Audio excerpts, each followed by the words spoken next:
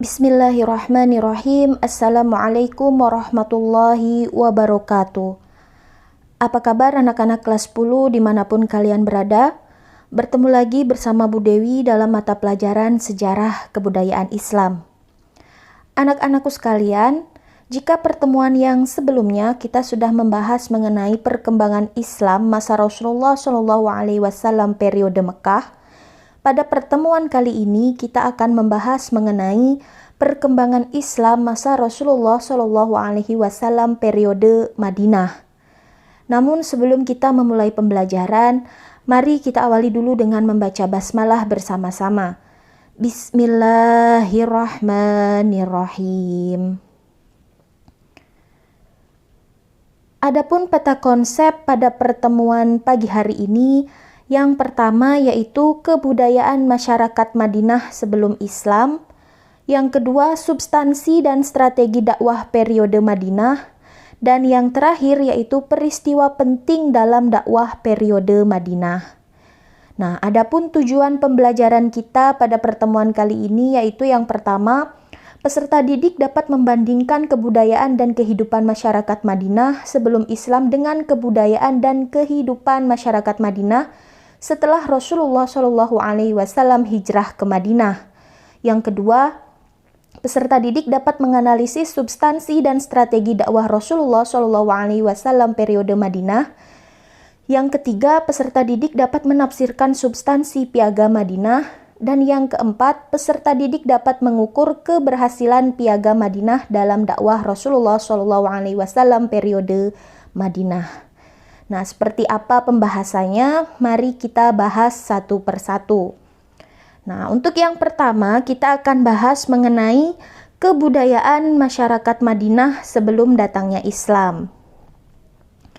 Nah, sejarah Madinah. Madinah pada mulanya bernama Yastrib.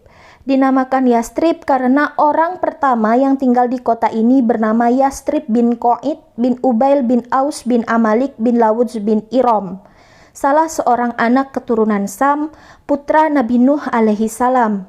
Kota ini sudah terbentuk kurang lebih 1600 tahun sebelum Masehi.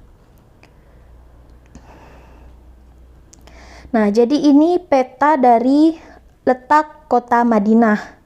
Nah, kota Madinah atau kota Yastrib berjarak sekitar 300 mil sebelah utara kota Mekah. Merupakan kota yang makmur dan subur dengan pertaniannya. Sebagai pusat pertanian, kota ini menjadi menarik bagi penduduk kota lain untuk berpindah ke sana. Berbeda dengan kota Mekah ya. Kalau kota Mekah, mata pencahariannya itu sebagai pedagang. Kebanyakan masyarakatnya sebagai pedagang. Kalau orang Madinah, hampir semua masyarakatnya menjadi seorang petani karena memiliki tanah yang subur ya. Nah, ini kebudayaan dan kondisi masyarakat Madinah sebelum Islam. Dulu Yastrib seluas 15 km persegi. Tanahnya subur dan komoditas utama hasil pertaniannya. Kota Yastrib dikelilingi oleh gunung berbatu. Di sini terdapat banyak lembah atau yang paling terkenal dengan nama Lembah Wadi. Nah, persawahan dan perkebunan yang subur menjadi sandaran hidup penduduk setempat. Penghasilan terbesarnya adalah anggur dan kurma. Tidak mengherankan jika kurma terbaik di dunia terdapat di kota Madinah. Nah, adapun batas geografis dari kota Madinah. Bagian selatan berbatasan dengan Bukit Air, bagian utara berbatasan dengan Bukit Uhud dan Bukit Sur, bagian timur berbatasan dengan Harroh Wakim, bagian barat berbatasan dengan Harroh Wabarah. Nah, penduduk Yastrib heterogen, penyembah agama Samawi, yaitu Yahudi dan Nasrani. Nah, komposisi penduduk Yastrib sebelum Islam masuk berbeda-beda dengan kota Mekah. Meskipun bersuku-suku, dilihat dari karakteristik budaya dan juga agama, penduduk Mekah memiliki sifat yang homogen sebagai penyembah berhala. Sedangkan wilayah Yastrib memiliki penduduk selain terdiri atas beberapa suku, juga ada suku Yahudi di sana dominan memeluk agama Samawi. dan ada juga pemeluk Nasrani. Nah, dilihat dari struktur sosial dan budaya, penduduk Yastrib cenderung lebih heterogen dibandingkan penduduk kota Mekah. Mereka terdiri atas berbagai macam etnis dan kepercayaan, serta memiliki adat istiadat sendiri dari masing-masing suku. Nah, masyarakat Yastrib sebelum Islam dapat dikelompokkan menjadi 3, yaitu suku Aus dan suku Khazraj, kaum Yahudi, dan juga kaum musyrik. Nah, seperti apa? Kita bahas satu persatu. Yang pertama yaitu suku Aus dan Khazraj. Merupakan 2 kabilah terbesar dan bersaudara, terlibat perang saudara selama 120 tahun. Faktornya adalah faktor eksternal. Nah, jadi kedua suku ini awal mulanya adalah nama dari 2 orang saudara kandung, anak dari Haris bin Sa'labah dari istrinya yang bernama Kilah binti Al-Arqam bin Amr bin Zafnah. Nah, pada perkembangan selanjutnya, Aus dan Khazraj menjadi 2 nama kabilah terbesar yang ada di kota Yastrib. Nah, selama kurang lebih dari 120 tahun, 2 kabilah ini saling bertikai. Pertikaian ini tidak lain disebabkan karena provokasi kaum Yahudi yang iri dengan kemajuan suku Aus dan suku Khazraj. Akibat provokasi kaum Yahudi, suku Aus dan Khazraj terlibat perang saudara yang hebat dan berkepanjangan. Salah satu peperangan terkenal di antara keduanya disebut dengan Perang Bu'ats.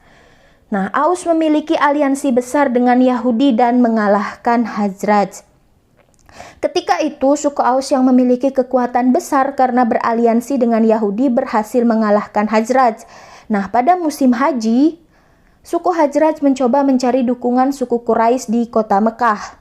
Pada kesempatan itu, Rasulullah SAW mencoba menarik simpati suku Khazraj dengan mengajaknya memeluk Islam. Tetapi ajakan Rasulullah itu ditolak oleh suku Khazraj pada saat itu. Berbanding terbalik dengan suku Aus, yang pada saat itu justru malah menaruh simpati terhadap ajakan Rasulullah dan melakukan konsolidasi dalam Baiat Aqobah pertama dan Baiat Aqobah yang kedua. Nah, akhirnya suku Aus menyadari betul bahwa kemenangannya atas suku Khazraj bukan hal yang menguntungkan, bahkan menjadi titik awal kehancurannya di tengah suku-suku Yahudi, sebab mereka membuka peluang bagi kaum Yahudi untuk menghancurkan dari belakang. Karena itu, suku Aus terus berupaya melakukan rekonsiliasi dengan Khazraj.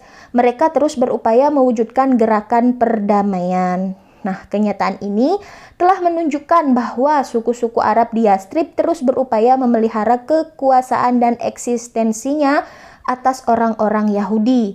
Pada sisi lain, Perang Bu'ats telah membangkitkan mereka untuk mencari perdamaian. Keinginan untuk hidup damai inilah yang mendorong suku Aus dan Khazraj menerima kehadiran Islam. Islam dalam pandangan mereka merupakan lambang persaudaraan dan kedamaian. Yang selanjutnya yaitu kaum Yahudi. Nah, ketika kaum Yahudi berada di bawah tekanan bangsa Asyur dan Romawi, mereka cenderung berpihak kepada orang-orang Hijaz. Walaupun pada dasarnya mereka adalah orang-orang yang berasal dari Ibrani. Nah, setelah bergabung dengan orang-orang Hijaz, gaya hidup mereka berubah menjadi gaya hidup orang Arab, berbahasa Arab, serta mengenakan pakaian yang biasa dipakai orang-orang Arab pada umumnya. Hingga nama-nama dan kabilah mereka disebut dengan nama-nama Arab, dan pada akhirnya mereka pun menikah dengan orang Arab.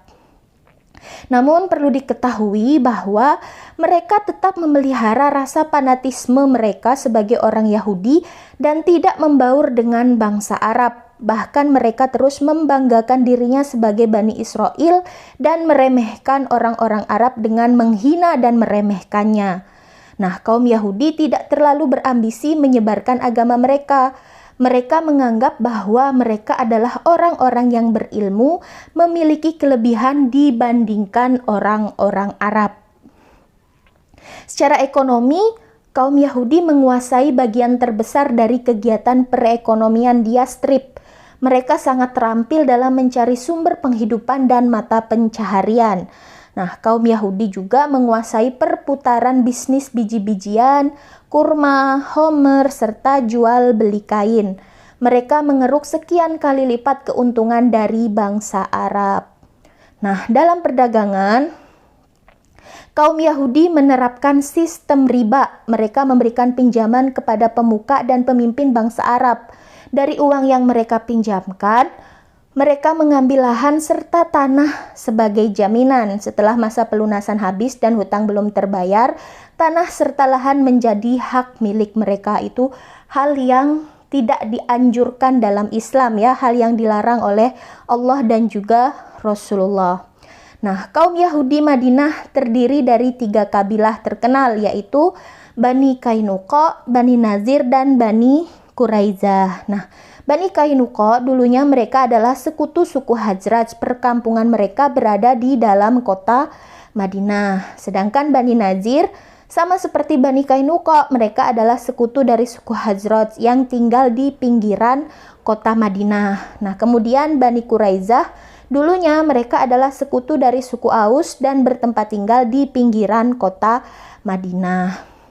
Nah, 3 bani inilah yang telah menyulut api peperangan antara suku Aus dan Hajraj sejak lama dan berperan atas pecahnya perang Bu'ats karena masing-masing bergabung dengan sekutunya. Nah, mereka juga menguasai sistem pertanian, perdagangan, pertukangan, keuangan sehingga secara ekonomi dalam struktur sosial di Yathrib telah menduduki posisi yang sangat penting dan menentukan. Kita lanjutkan. Yang terakhir yaitu kaum musyrik. Nah, mereka adalah orang-orang musyrik yang menetap di beberapa kabilah Madinah. Mereka tidak memiliki kekuasaan atas penduduk Yathrib. Bisa dikatakan bahwa mereka adalah kaum minoritas yang hidup di Yathrib. Mereka memiliki seorang tokoh bernama Abdullah bin Ubay. Sebelum Rasulullah SAW hijrah ke Yathrib, tepatnya setelah perang Bu'ats usai, suku Aus dan Hajraj telah sepakat untuk menobatkan Abdullah bin Ubay menjadi pemimpin kelompok mereka pada saat itu. Nah, Abdullah bin Ubay merasa tidak ada pesaing di Yathrib, maka ketika kabar datangnya Rasulullah SAW ke Yathrib sampai kepadanya, dia merasa akan dirampas haknya oleh Rasulullah, sehingga dia menyimpan benih-benih permusuhan dalam dirinya. Sebagaimana Allah Subhanahu wa taala menguji kaum muslimin di Mekah dengan perilaku orang-orang kafir Quraisy. Demikian juga Allah Subhanahu wa taala menguji mereka di Yathrib dengan perilaku orang-orang Yahudi. Nah, dengan demikian di Yathrib ini, masyarakat atau umat Islam selalu berhadapan dengan berbagai komunitas dengan pluralisme kebudayaan, baik dalam bermasyarakat maupun dalam beragama. Nah, Yathrib yang kemudian diganti namanya menjadi Madinatul Munawwarah setelah kedatangan Rasulullah SAW ini menjadi sangat terkenal. Kedatangan komunitas muslim Mekah ke Madinah sangat dinantikan oleh saudara-saudaranya seiman di kota Madinah ini. Nah, penduduk Madinah yang telah mengenal Rasulullah SAW dan menyatakan beriman sangat senang dengan kedatangan rombongan yang kemudian disebut dengan kaum muhajirin. Nah, kaum muhajirin mengharapkan angin segar seperti yang tertuang dalam perjanjian Aqobah yang telah mereka sepakati. Nah, hijrah bagi kaum muslimin Mekah selain memberikan harapan baru untuk pengembangan kehidupan mereka, diharapkan dapat menghasilkan kehidupan sosial yang lebih aman, tertib dan juga sejahtera. Hal itu secara umum sulit ditemukan di Mekah. Arti hijrah bagi kaum muhajirin bukan pemutusan ikatan dengan tanah kelahiran dan alam lingkungannya semua. Namun yang lebih utama bagi mereka adalah kesempatan dan harapan baru untuk berubah menjadi anggota masyarakat baru yang dinamis yang memiliki hak-hak warga kenegaraan yang sama.